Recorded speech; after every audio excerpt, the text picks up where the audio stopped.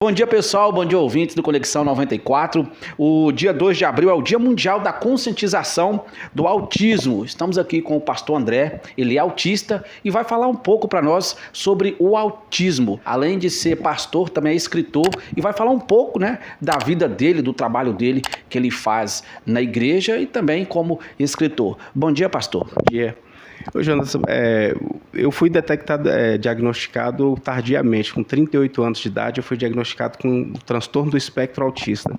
Só que, por ter sido diagnosticado muito tardiamente, eu acabei tendo que conviver com todas as comorbidades do autismo sem saber que era autista. Então, eu acabei sofrendo muito, porque o autista, ele sofre com dificuldade de socialização, a gente consegue até socializar bem, eu sou autista nível 1, a gente consegue socializar bem, no entanto, depois da socialização, a gente sofre emocionalmente, tem umas panes emocionais, né?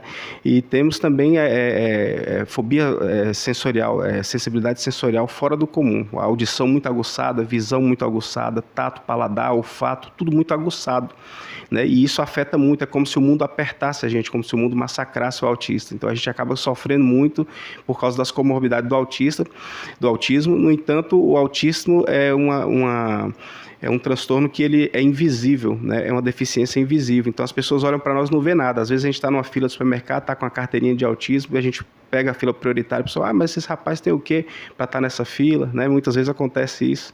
E a questão é porque o ambiente de supermercado, o ambiente de fila causa ansiedade generalizada no autista e muitos entram em pânico até, ficando em fila muito tempo. Então por isso que tem esse direito e acaba usando, né? Pastor, como foi que o senhor descobriu? Porque até então o tempo foi passando, o senhor já descobriu já bastante tarde, né? Com quantos anos que o senhor descobriu e como é que foi que o senhor deparou e foi buscar um tratamento, alguma coisa para descobrir realmente o que era? Eu sempre, por ser pastor, eu tenho que me socializar com muitas pessoas o tempo inteiro e falar em público também. Então, eu acabei tendo que me relacionar com muita gente o tempo inteiro. E aí, o que aconteceu?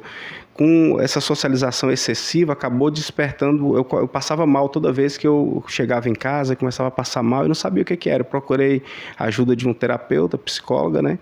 E ela foi analisando um período ali de quase um ano, ela detectou que realmente era o espectro do autismo que me causava essa fobia social, né? E esse pós-relacionamento social eu passava mal. E aí ela me encaminhou para um psiquiatra que deu o diagnóstico do autismo, né? Foi por causa dessas questões. O pastor André falou para a gente que também tem um filho que é autista, e aí vocês já viram alguma coisa de primeiro momento? Explica para nós como é que foi esse detalhe, pastor. A criança, quando ela... algumas características, todo autista é diferente, né? Todas as pessoas são diferentes, os autistas também são diferentes. Nem toda comorbidade que tem num autista vai ter nos outros autistas, né? Às vezes um tem uma característica e outro tem outra. Então, é só os especialistas mesmo para detectar. Meu filho, a gente percebia que ele, quando era bebê, quando era criança, ali nos primeiros passos, ele caminhava na ponta dos pés, né? E aí ele também tem um pouco de fobia social, gosta da introspecção, gosta de ficar fechado, né? E é uma característica do autismo também. E aí a gente levou ele para análise, como eu já tinha o espectro do autismo diagnosticado em mim, nós levamos ele para o mesmo terapeuta que foi acompanhando ele e percebeu que ele também era do espectro. E aí também foi laudado já por um médico, né? E aí ele, além do autismo, ele tem superdotação também. Ele é superdotado também. O mesmo terapeuta detectou também o QI dele muito alto, né? Até por consequência do espectro. Nem todo autista é superdotado, mas alguns são. É o caso dele. Pastor, o que é ser superdotado? O superdotado é a pessoa que tem um QI até 129, é a pessoa acima da média de QI. A pessoa que tem um QI acima de 130 é considerada superdotação, né? A pessoa inteligente bem acima da média. O QI dele é mais de 135. O pastor André ele vai falar agora sobre os livros, né?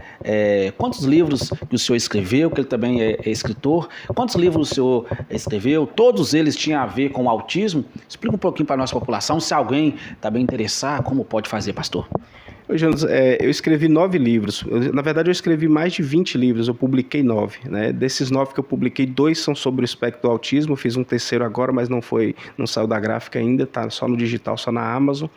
E é onde dá para adquirir, é pela Amazon na versão digital ou comigo, diretamente comigo, né, na versão de papel. Eu escrevi 9 livros, né, dos quais 2 são sobre o transtorno do espectro do autismo, só a minha experiência pessoal, porque eu acabei, pelo fato de eu ser autista nível 1, eu consigo me comunicar muito bem, nem todo autista consegue se comunicar.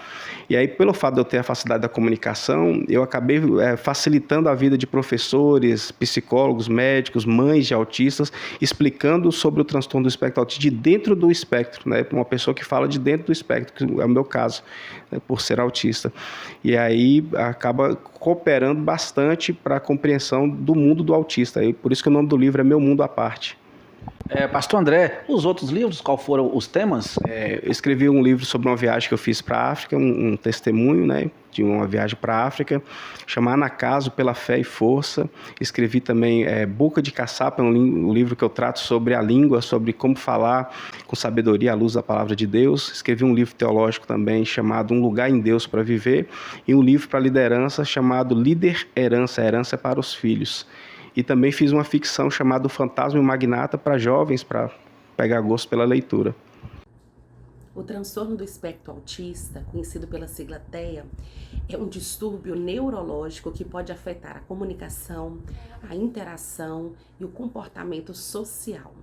Pode ou não ter deficiência intelectual ou até mesmo alta funcionalidade, que chamava-se de superdotados, hoje falamos em alta habilidade, né, alta funcionalidade. E o autismo, ele não é uma doença, né? Ele é um transtorno do neurodesenvolvimento, o que a gente chama também de crianças, pessoas neuroatípicas. E hoje sabe-se, dados agora recentes, de que 1 a cada 36 crianças apresentam transtorno do autismo. Então, isso tem crescido muito, esse número vai crescer mais porque tem mais pesquisas, mais informação acerca desse tipo de transtorno, o que antes não tinha. Então, quanto mais cedo você procurar ajuda, buscar profissionais especializados na área para fazer uma avaliação, é melhor, porque a criança ela consegue ter melhor funcionamento, ela consegue desenvolver suas habilidades e trabalhar os ajustes que precisam ser feitos em seu comportamento. A família fica mais em alerta, a família treinada, a escola também passa pela adaptação, se for o caso da necessidade. Os principais sintomas, sinais que você pode observar é desde o bebê com a interação com a mãe, os estímulos sensoriais que ele tem ali no ambiente dele, andar na pontinha dos pés, ter os movimentos com as mãos, muita agitação, crianças que têm dificuldade de interação com outros coleguinhas, não correspondem quando é chamado pelo próprio nome, essa dificuldade da alimentação pela textura, pelo cheiro do alimento, a sensibilidade pela iluminação, pelo toque físico, pelo barulho. Então são vários sinais que, se você desconfia, tem um alerta no desenvolvimento do seu filho, procura a ajuda de um psicólogo, fonoaudiólogo pela dificuldade na fala, pela dificuldade na comunicação, um terapeuta ocupacional e até mesmo um pediatra, um neuropediatra, um psiquiatra infantil para fechar um diagnóstico e seu filho buscar essa ajuda o quanto antes, para que ele desenvolva melhor. Então, autismo não é doença, esse mês de conscientização do autismo é para falarmos mais sobre, abraçar essa família que precisa de acolhimento e incluir na nossa sociedade.